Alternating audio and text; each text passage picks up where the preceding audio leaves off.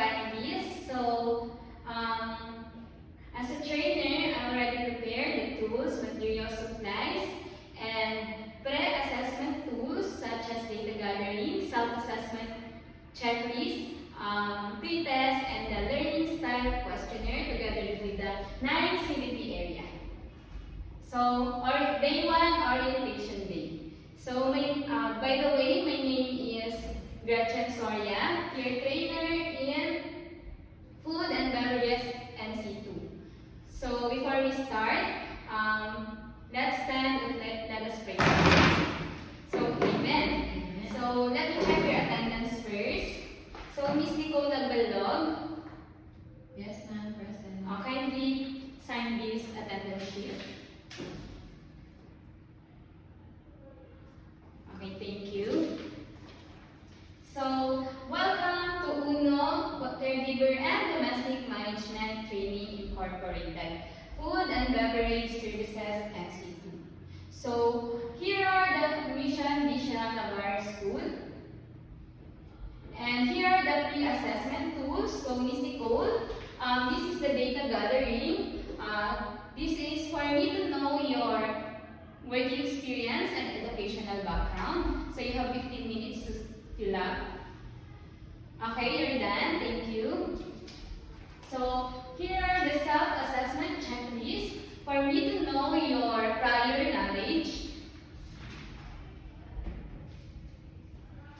So, Ms. Nicole, so you have a lot of checks, so you have experience in hotel and restaurant. Please bring your certificate of employment tomorrow. Okay? And here is the pre-test. So you have also 15 minutes to sign this to measure your underpinning or your existing underpinning knowledge. So don't worry, this will not affect your score in your training. So you're done? Okay, thank you. So here is the learning style questionnaire for me to know the style or method that I am going to use here in the training. So you're done? Thank you. So what is competency-based training or CBT? So competency-based training is a training delivery approach that focuses on the competency development of the learner as a result of the training. So meaning ng competency, so if you are competent, you have the knowledge, skills, and attitude with you. But if you don't have the knowledge, and if you don't have the attitude, but you have the knowledge and skills, so you are not competent. Understood? Yes, ma'am. So, here are the 10 principles of CBT. So, the training is based on the curriculum developed on the competency standard. Meaning, the training is based on the Bible of the TESDA, which is the training regulations. Okay? And training materials are directly related to the competency standard and the curriculum modules. So, all of the materials in our training or all throughout our training are based on the competency standard, and training programs are registered with OTPRAS. So, meaning of the registered entities, the training of food and beverage services are legal. Okay? Understand? So, here is the competency-based training delivery. So, as a student, you enter here in the program of the Food and Beverage Services NC2. And so, we are conducting orientation already. And role of trainer and training will be discussed later on. And we have also here the administer RPL and PNA, identify training needs and organize learning strategy. After that, student will select competency and receive instruction. So meaning, you will undergone a lot of competency sa basic, sa common man yan, or sa core. And then after that, you will be answering the CBLM or the competency-based learning modules. So based on your learning style, so most of you will view multimedia materials, use manuals, observe demonstration, practice skills in the workshop, and receive assistance and feedback to your trainer. And then after that, you will undergo with institutional assessment. So institutional assessment, it will measure your underpinning knowledge and skills and together with the attitude. But if you are not competent, so don't worry. So you have the chance to try until you achieve the competent. Okay. Then after that, after you proceed or after you achieve the competence, so you have to exit the program. Okay, so understood? Yes, ma'am. So, managing CBT versus traditional program. So, the traditional versus CBT approach. So, during the traditional approach, that is when we are in grade school, in high school, or even in college. But here in the CBT, so the trainer focus on managing learner. So, meaning yan, you will learn by doing. Okay po? Okay, ma'am. So, here is the role of trainer and role of trainee. So, the role of trainer is to motivate you to be competent. And as a trainee, you will select what you will learn and what they want to learn it. So, ibig sabihin nun po is you will choose how you want to learn individually. Okay po? Yes, ma'am. So, here are the competencies of food and beverage services NC2. We have the basic competency, we have 4, and the common competency, we have 5, and for the core competency is we have 6. Okay? And so, in monitoring tools, so we have the progress chart and the achievement chart. So, in progress and achievement chart, that will be the tools to record your performance. Okay, ma'am.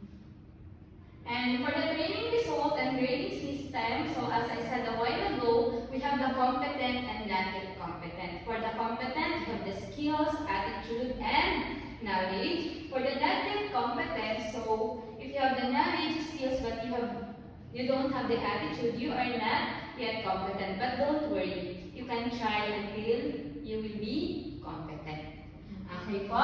So reminders for you, Miss Nicole, so since you have a experience in hotel and restaurant services for 2 years, so you must bring with you the certificate of employment, the training certificate related to the training. Okay? So, see you tomorrow. So, day 2, the training proper. So, based on the learning style questionnaire, as I can see, so we have the group 1, group 2, and group 3. For the group 1, so we have you will proceed to the learning resources area. So, you will read the information sheet, answer the subject, and use answer key to compare your answer. Okay? Okay, ma'am.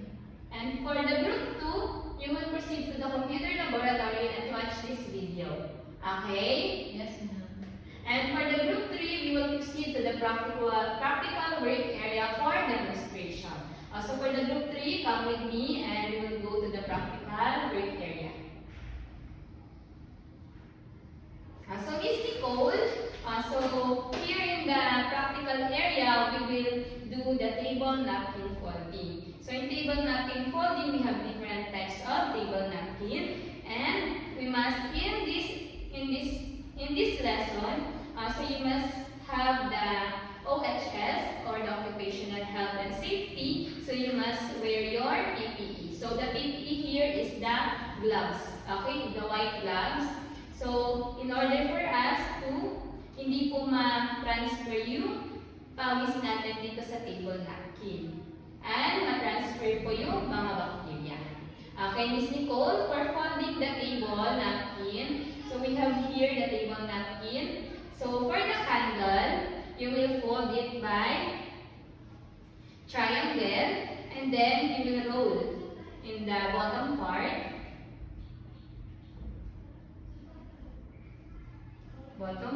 And then here is the double candle. Okay? And for the pyramid, same process. You will fold it in a triangle and you will get the other side and fold it in the center. Then you will get the center again and fold it. And that is the pyramid. Okay, you understand? Yes, ma'am. Okay, for the actual demonstration, come here in front and I will watch your demonstration. Kaya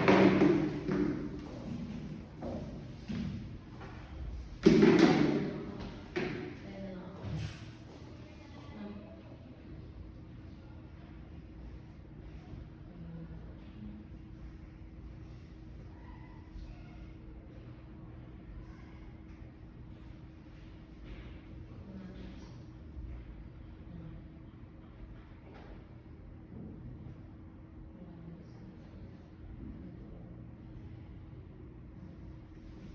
Okay, Miss Nicole, very good. For your demonstration, it is good, but you must to practice. So for the suggestion, you can watch in the YouTube for the other style of table napkin 14. Okay. So let us update your progress chart. So this is your progress chart and this is your achievement chart. So let's put check here and let's put check in your achievement chart. Okay.